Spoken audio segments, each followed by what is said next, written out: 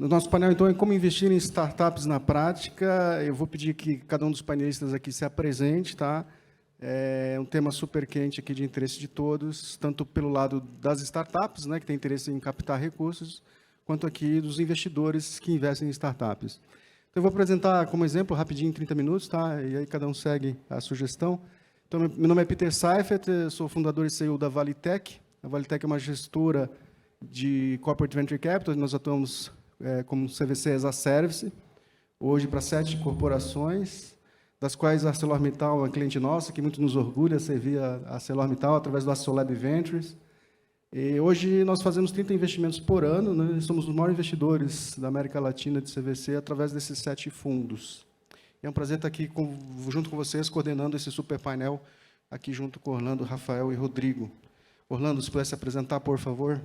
Obrigado, pessoal. Boa tarde, é um prazer estar aqui. Falou que você ia apresentar em 30 minutos, é isso? Até 30 minutos e acabou o painel. Bom, sou Orlando Sintra, é um prazer estar aqui. Obrigado pelo convite, o Rodrigo, todo o time da Solebs. Eu sou CEO, fundador do BR Angels.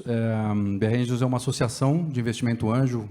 Hoje tem mais de 250 CEOs, executivos, executivas, ex-executivos, empreendedores, que investem em startups. A gente tem a honra de co-investir com a Solebs. Esperamos ter outros co-investimentos também. Além de ser fundador do BR Angels, eu venho do mundo corporativo, trabalhei por muitos anos em empresas de tecnologia, em várias posições, e hoje eu sou conselheiro também de algumas outras empresas. A Hyperloop é uma delas, uma patente do Elon Musk, um projeto fantástico, e algumas outras empresas, o Grupo Canopus, IOB, o Corporate Venture da KPE Engenharia, entre outros. Então, uma honra estar aqui, espero que a gente fale bastante de inovação. Parabéns pelo evento maravilhoso e parabéns para as meninas que tocaram aqui, eu fiquei emocionado, fantástico. Tenho uma filha de 11 anos, eu pude ver a minha filha aqui, achei muito legal mesmo o que vocês estão fazendo. Bom, boa tarde, pessoal, prazer estar com vocês aqui. Obrigado, Orlando, por ter aceitado o convite, o Peter, o Rafa também, grandes parceiros nossos aqui da ArcelorMittal. Meu nome é Rodrigo Carazoli, eu trabalho na ArcelorMittal já fazem 21 anos. Nesse período passei por várias áreas e desde 2018 vim para a área de inovação aberta para ajudar a estruturar o Assolab, né, e nossa estratégia de inovação aberta. E atualmente eu estou como gerente geral de inovação, principalmente inovação de horizontes 2 e 3, né? Não sei se todo mundo conhece esse conceito aí, se é familiar para todo mundo, mas é aquela inovação mais disruptiva, né, e focada na geração de novos negócios, e também com a Assolab Ventures, no qual fizemos o co-investimento, né, Orlando, que é a nossa estratégia de investimento em startups. A gente vai falar mais um pouco sobre isso aí daqui a pouco, né? Bom, gente, boa tarde. Obrigado pelo convite, Rodrigo, André, Tiagão, galera toda. Esqueci da Dani também, que não está aqui, mas também convidou também. Cadê ela? Ah, ali, ó. Eu não tinha te visto ainda. Agradecer também a galera do Orbe pelo convite. Bom, gente, eu sou o Rafael Ribeiro, atualmente sou diretor de novos negócios da Bossa Nova Investimento. Bossa Nova Investimento é um fundo, né, de Venture Capital que investe especificamente em startups early stage. Então, a gente hoje tem aí cerca de 1.700 startups investidas, é um dos maiores portfólios hoje da América Latina, e estamos aí para poder colaborar e ajudar nesse painel aí.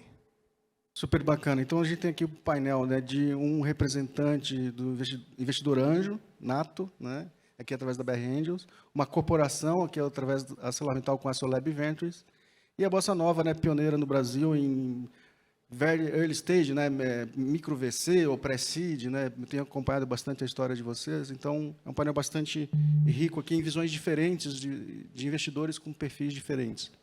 Só para contextualizar, né, nosso ambiente de investimento, ano passado nós tivemos recorde de investimento em Venture Capital no Brasil, aí, segundo a Distrito, a plataforma de dados deles. Foram investidos aí cerca de 5,2 bilhões de dólares ano passado, em cerca de 416 negócios ou negociações. Isso caiu para esse ano, né, os números mais atuais aí sinalizam um recuo da ordem de 45%. Por exemplo, de 5,2 bilhões de dólares ano passado para 2,9 bi esse ano, essa tendência, já com 327 transações, né, contra 416 do ano passado. Então, inegavelmente, houve um recuo, né, de investimentos e número de operações.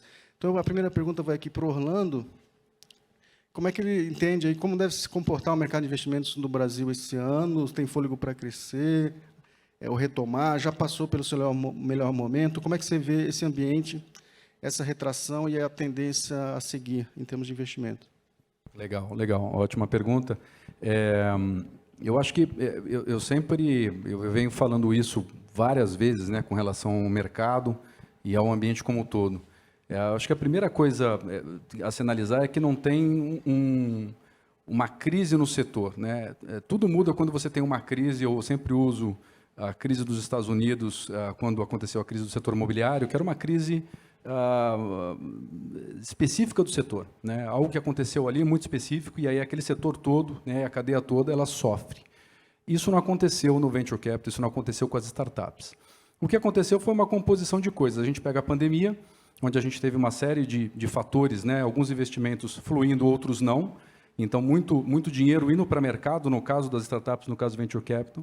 Aí você pega um ano em que muita gente não tinha onde colocar dinheiro, e aí sim colocou dinheiro em startups, né? Os fundos, principalmente, mas também grupos de investimento anjo, a Bossa Nova e todo o ecossistema. Com isso, você soma vários valuations que, obviamente, com muito dinheiro no mercado, os valuations vão subir, né? A lei da oferta e da demanda. E aí todo mundo perdeu um pouco a mão, né? Então, acontecia da gente ver uma startup passando no BR Angels e falando, olha, o meu valuation é de 50 milhões de reais. E a gente falava, não, mas você está louco, você está faturando quase nada, 50 milhões, a gente não vai investir, desculpa. E aí o grupo do lado ia lá e investia. E a gente se perguntava, poxa, será que a gente está errado, né? Será que daqui a pouco vai virar um unicórnio e a gente... Porque o maior medo de um grupo é esse, né? Você não investir... Não tem problema você investir e não dar certo. O problema é você não investir e o outro dar certo. Aí você... Então, isso aconteceu durante 2021, né? E bastante. Só que aí a gente teve, né, uma conjunção de fatores macroeconômicos no mundo todo, Estados Unidos, alta de juros, inflação, em que todo mundo deu uma freada, né? E aí eu acho que a racionalidade tomou conta. Ou seja... todo mundo percebeu o seguinte, opa, mas calma aí, será que os valuations são esses mesmos? Será que eu preciso colocar esse dinheiro agora? Né? A pandemia já acabou, guerra da Ucrânia, quer dizer, vamos segurar, né? E aí todo esse dinheiro deu uma secada. Não é que os fundos não têm dinheiro, os fundos continuam com dinheiro, mas eles falaram, opa, acho que eu não vou colocar esse retorno. E principalmente os IPOs lá na ponta pararam de acontecer. Quando o IPO para de acontecer, o M&A para de acontecer, toda a cadeia para de acontecer. Então, quando você analisa o todo, teve essa freada. É ruim? Não. Trouxe os valuations para uma realidade que hoje eles estão começando a entrar nos eixos, né? Então, toda a comparação que a gente faz com 2021, ela vai ser pior, Peter. Não tem como ela ser melhor. Agora, alguns números desse ano começam a se mostrar melhores do que o ano passado. Eu não tenho dúvida de que já está retomando e vai retomar, mas ele tem que retomar uma curva saudável, não naquela loucura que era no passado. Não é bom para ninguém, nem para os próprios empreendedores. O que fica é uma lição, principalmente para as startups, mas também para quem está investindo, que faz parte dessa festa, é que não adianta a gente pensar em crescimento não sustentável. Tem que pensar, sim, que tem que crescer, mas tem que dar retorno, tem que dar lucro, né? E é isso que hoje os investidores anjo, VCs, todos estão buscando, né, quando analisam uma startup. Então, para resumir, desculpa a resposta longa, eu acho que é uma conjunção de fatores. Ano de 2021 foi um ano recorde, sim. Por algum lado foi bom, por outro foi ruim, porque inflacionou muitas das coisas que agora estão entrando nos eixos. Essa retomada vai ser gradual. Se a gente compara a média dos últimos 3 ou 5 anos, o investimento em Venture Capital ele continua crescendo, sempre. E é isso que a gente tem que olhar, não contra 2021, mas a média dos últimos 3, 5 anos. Muito bom. Vou perguntar agora para o Rafael, quais as modalidades mais populares de investimento em startups no Brasil, né, e as grandes diferenças entre elas aqui para o nosso startup. Deixa eu só, acho que complementar aqui um ponto que ele falou, que eu acho que é bem importante a gente entender que a gente mora no Brasil e não nos Estados Unidos. A todo momento a gente se pega se comparando aos americanos, e aí acho que em 2022 a gente teve muito essa comparação, porque você teve um problema gradativo nos Estados Unidos, e aí quando você vai conversar com fundos americanos, com fundos europeus, eles não perguntam necessariamente quanto você fatura, ele pergunta como está a sua tecnologia, como está seu produto e tudo mais. E quando você vai conversar com qualquer investidor brasileiro, a primeira pergunta que o investidor te faz é, cara, quanto você está faturando? E eu acho que o empreendedor, às vezes, ele ele viajou um pouco na maionese ali, principalmente quando o iCombinator soltou aquela carta, e aí você viu que todos os veículos brasileiros falando, cara, crise no mercado do Brasil. Cara, desculpa, não existe crise no Brasil. Até porque crise é para quem não fatura. Então, se sua startup não está faturando, você não tem um negócio, né? O negócio é aquele que fatura, aquele de fato realmente está agregando valor para o mercado. Então, acho que só para complementar também, porque às vezes a gente fica se comparando e olhando para o mercado de fora. Não, porque lá estão demitindo, porque lá está acontecendo isso, está acontecendo aquilo. E aí você olha para as principais startups brasileiras que estão demitindo em massa, são startups que são investidas por fundo americano, que estão focados naquele crescimento absurdo e não necessariamente focado no crescimento gradativo. Acho que só para complementar essa parte. E aí, já entrando na pergunta, não tem como a gente negar, né? Acho que toda startup, no final do dia, vai virar uma fintech. A gente sempre fala sobre isso.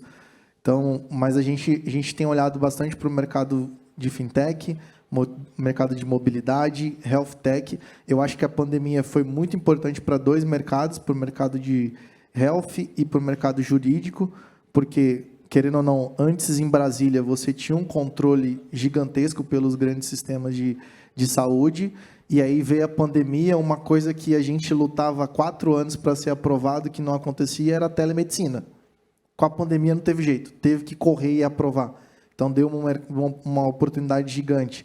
A gente viu que um dos grandes problemas que a gente tem hoje é o cartório. Não sei quem gosta de ir em cartório aqui, mas já tentou comprar uma casa, é terrível.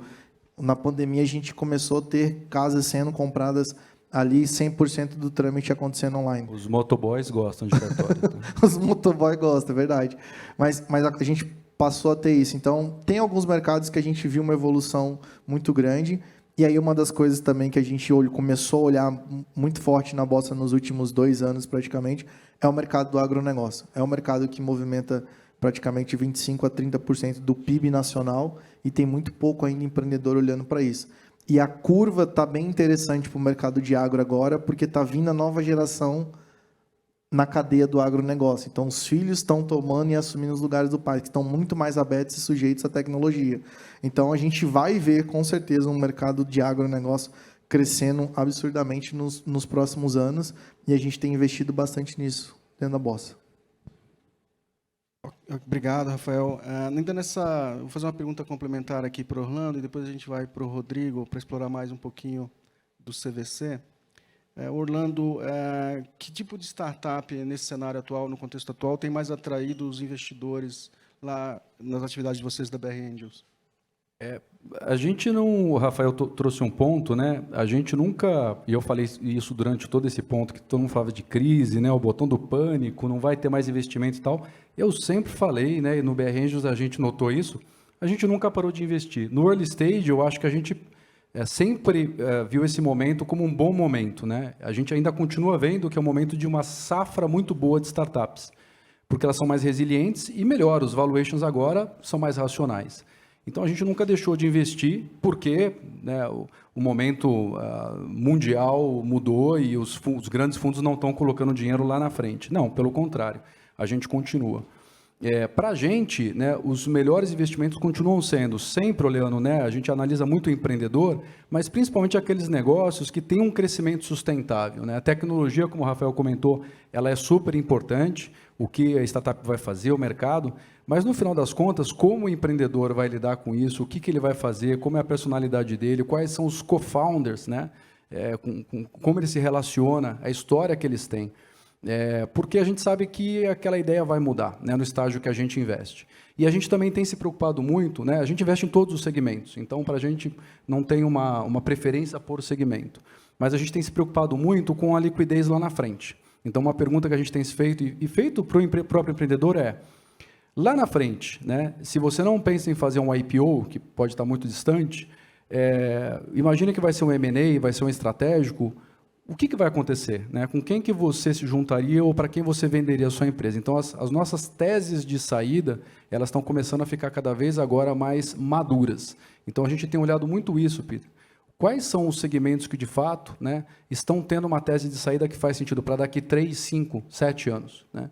Porque a gente acha que liquidez é importante nesse mundo. Investir é fácil, desinvestir é difícil. Né? E aí eu acho que tem um papel dos corporate ventures e das empresas, que ele é fantástico, né? E a gente gosta muito de trabalhar, a gente tem mais de 80 parceiros, e tem essa grande parceria com vocês, que é muito legal, porque a gente vê que os Corporate Ventures vêm para trazer essa robustez.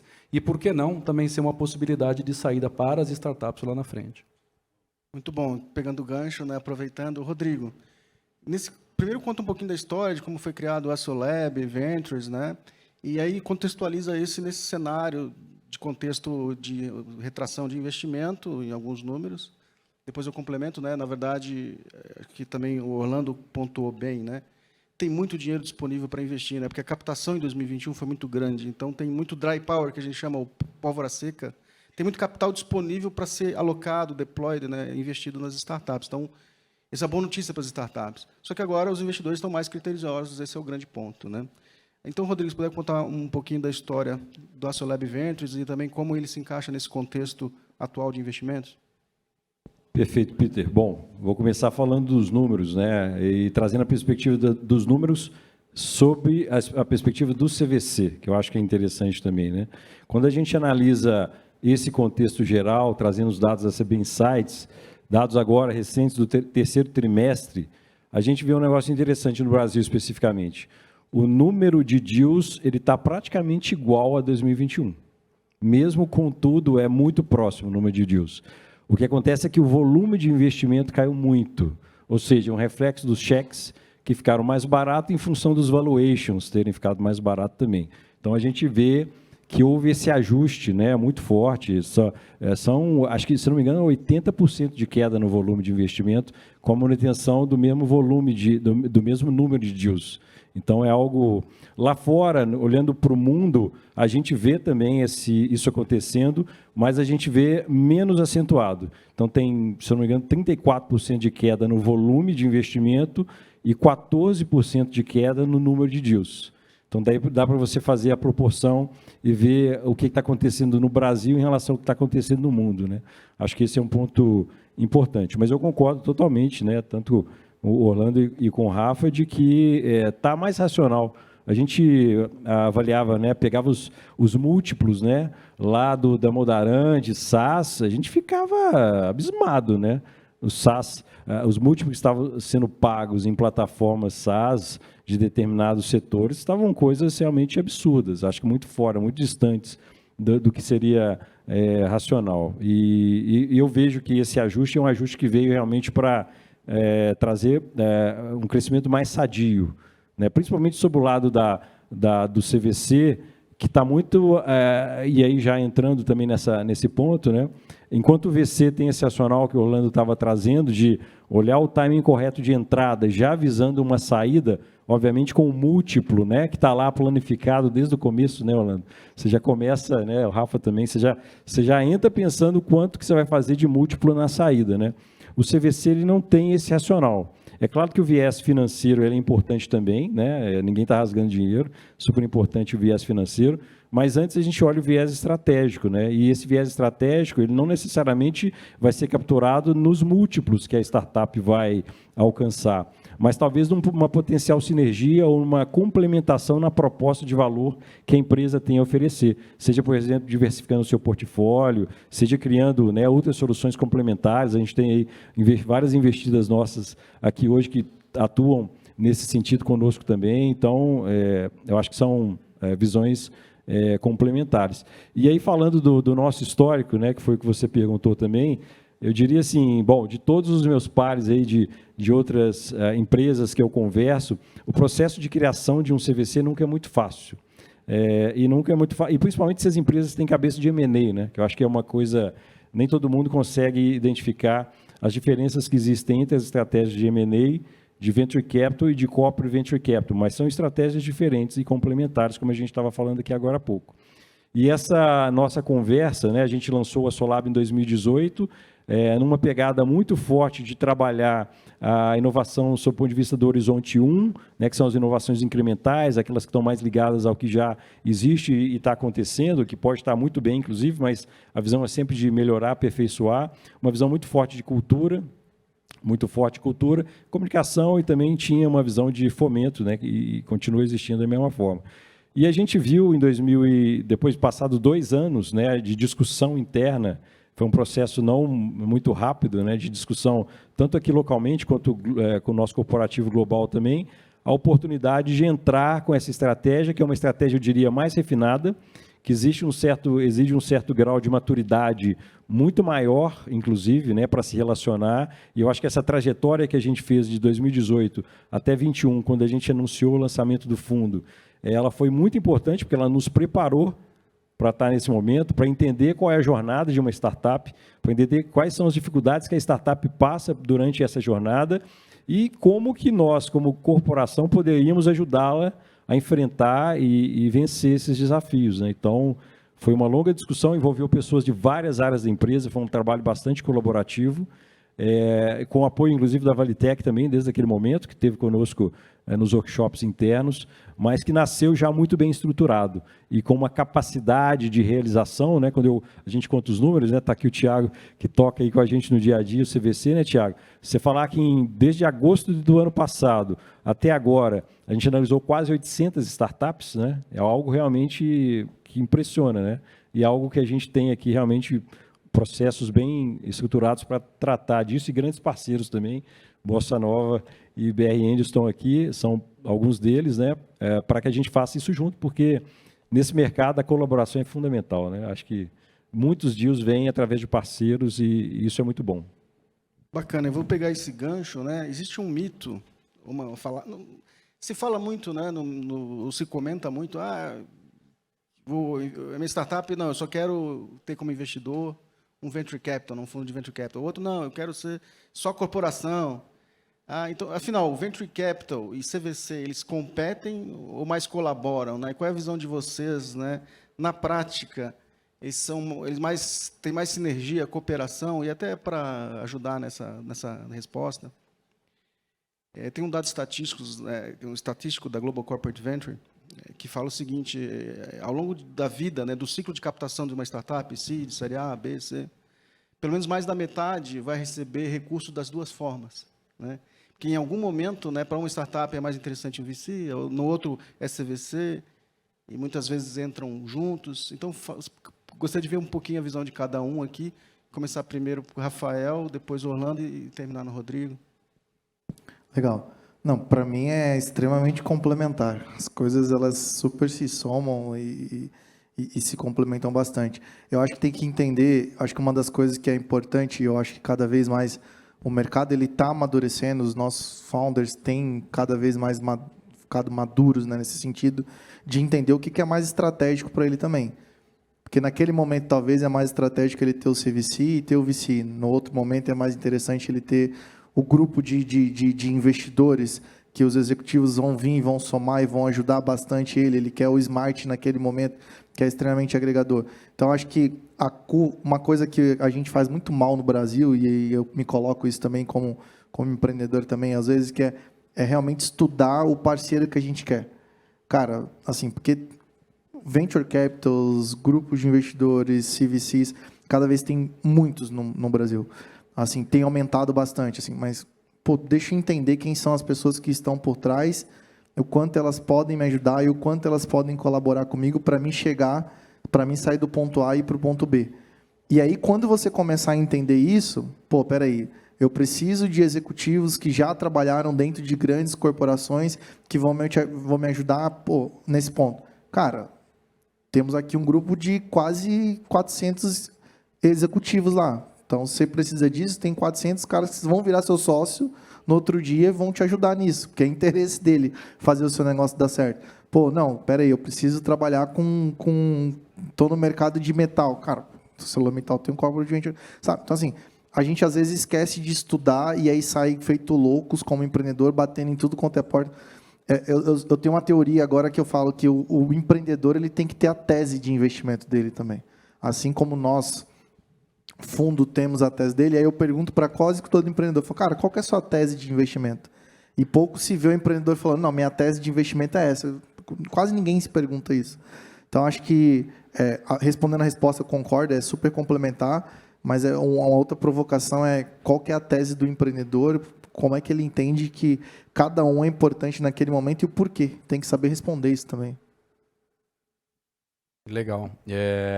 Sem dúvida complementar, né? Eu sempre falo que é como se fossem várias engrenagens de uma mesma máquina que acabam trabalhando ali e podem trabalhar de forma conjunta ou não.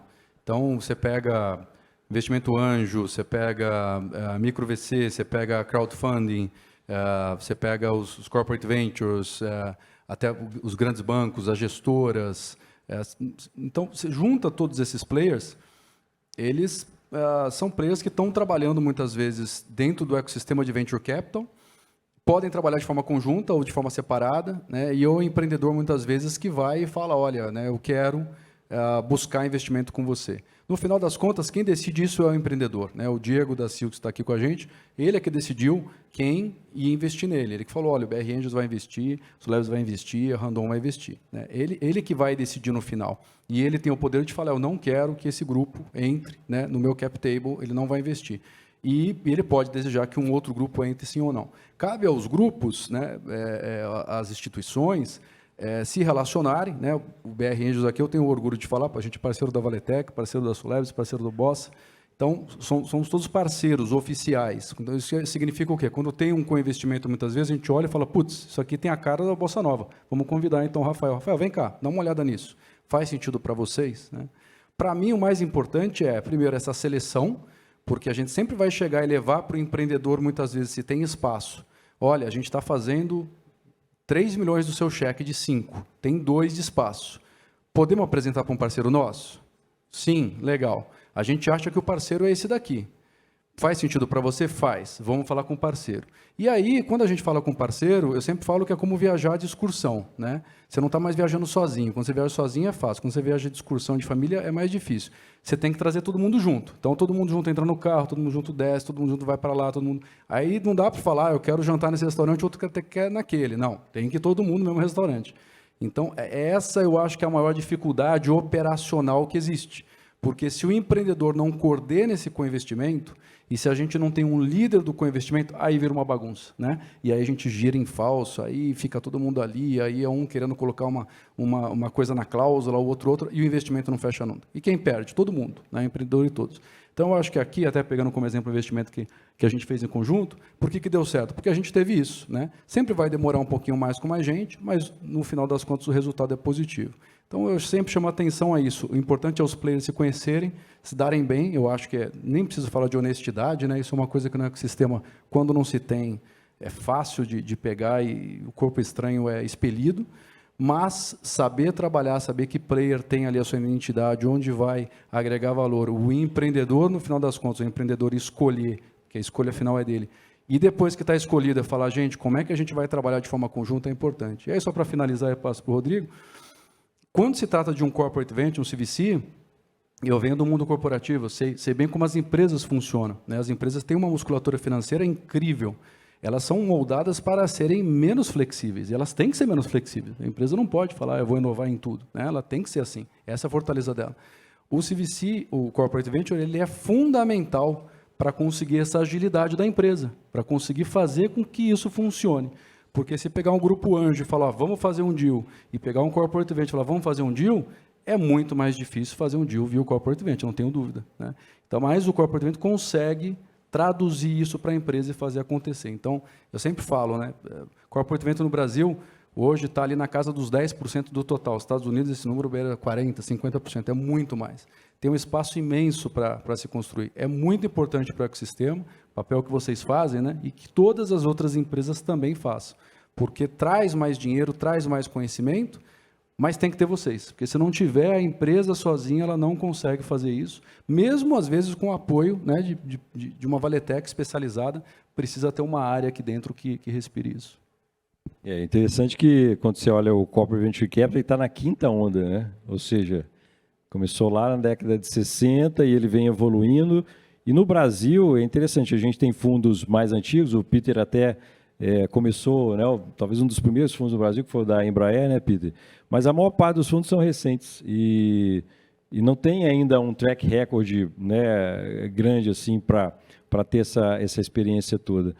Daí eu acho que a importância da gente ter esses processos estruturados e para a gente ter também uma tese, é muito importante a empresa, né, ter a tese de investimento dela e buscar os parceiros que não só as startups, mas os fundos também que estejam alinhados com essa mesma visão.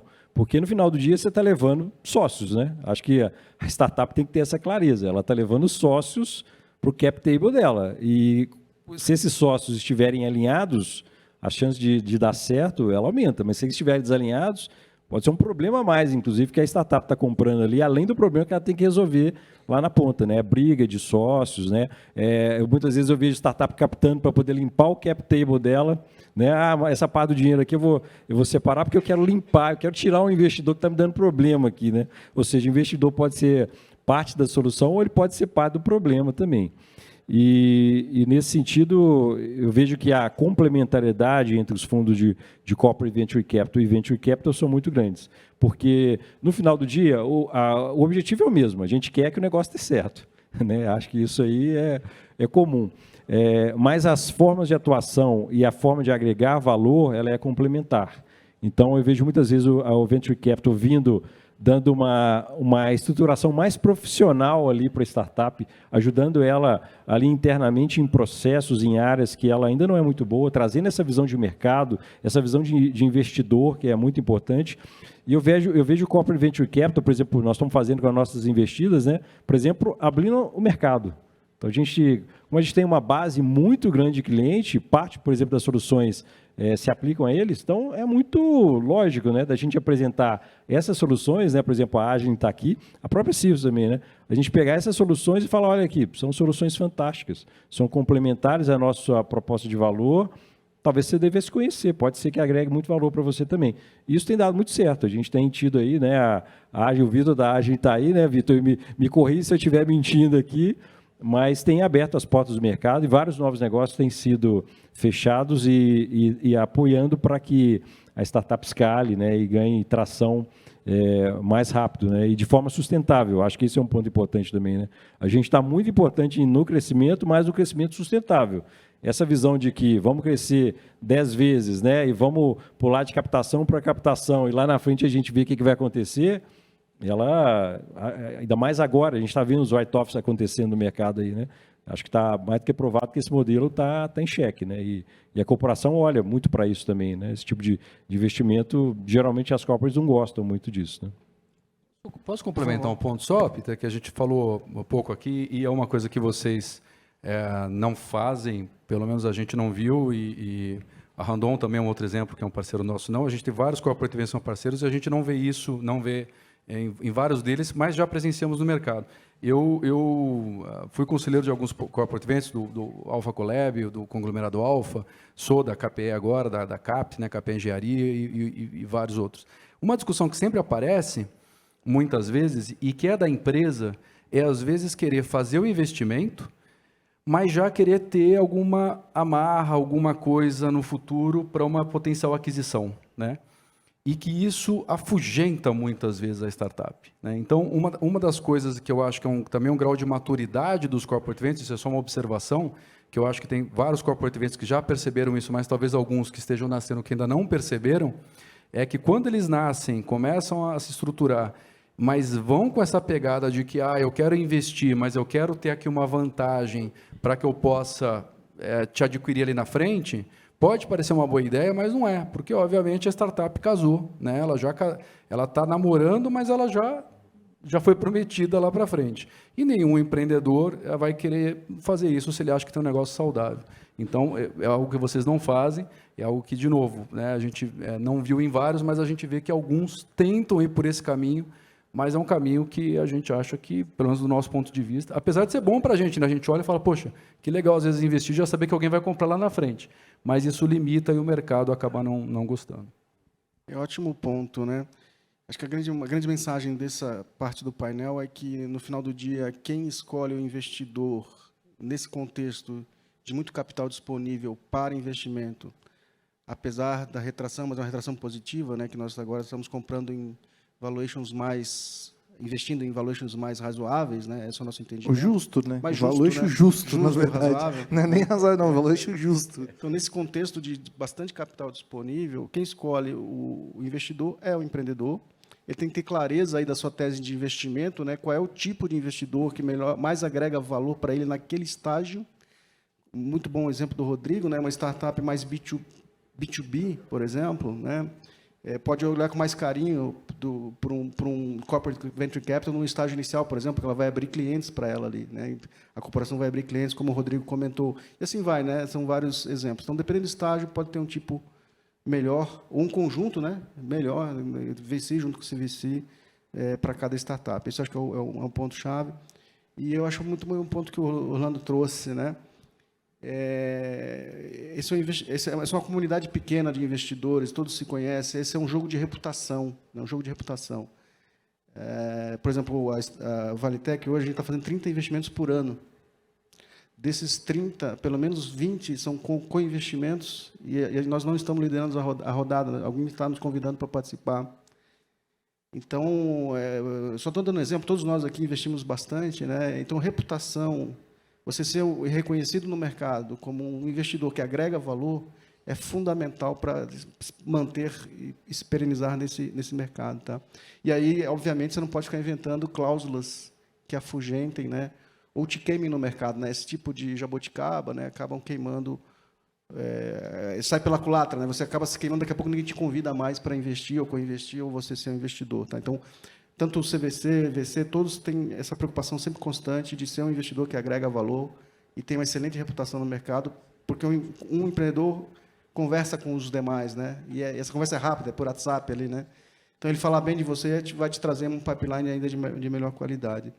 Pensando, então, no nosso público-alvo, que são as startups aqui, eu queria fazer uma última pergunta para cada um, para vocês dissessem qual é o maior erro e maior acerto que cada startup faz ao interagir com vocês na busca por investimento. Então, que vocês dessem uma dica para esses fundadores e empreendedores do que não fazer e o que fazer para conquistar a atenção de vocês como investidores.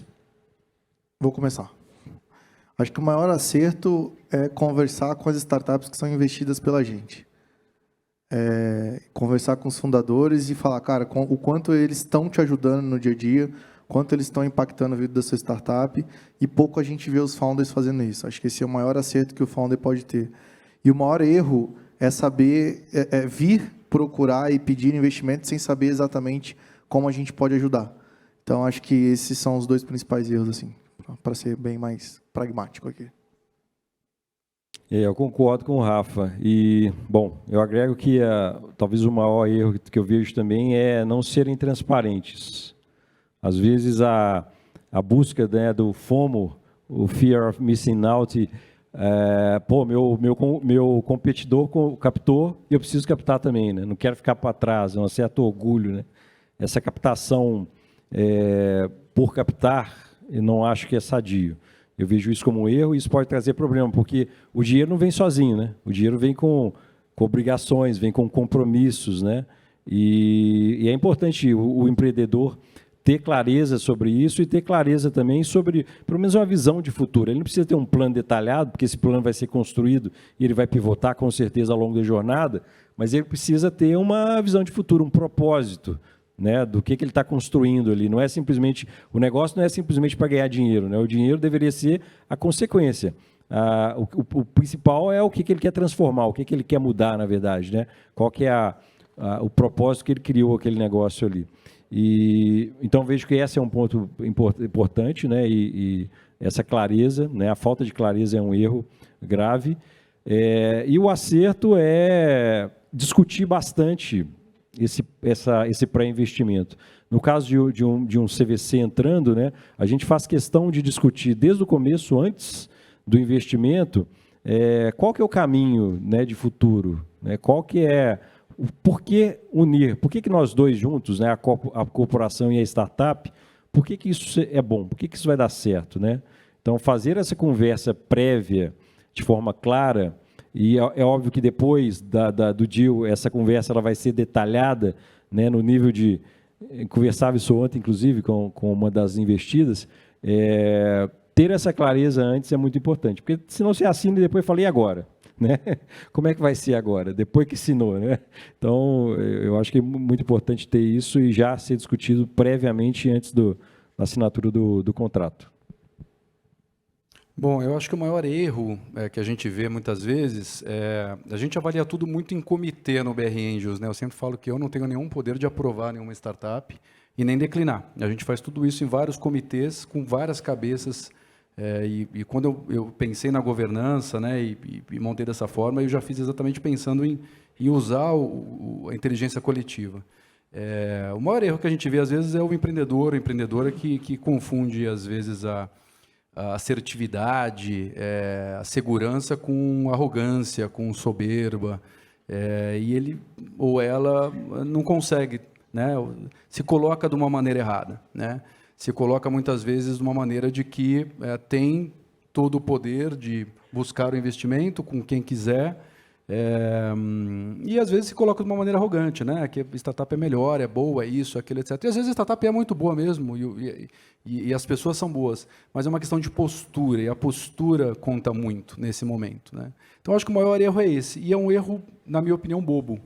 É um erro de ego, né? Que às vezes e ele passa muito fácil. Quando você está em duas conversas, você pega isso, e várias pessoas acabam pegando isso.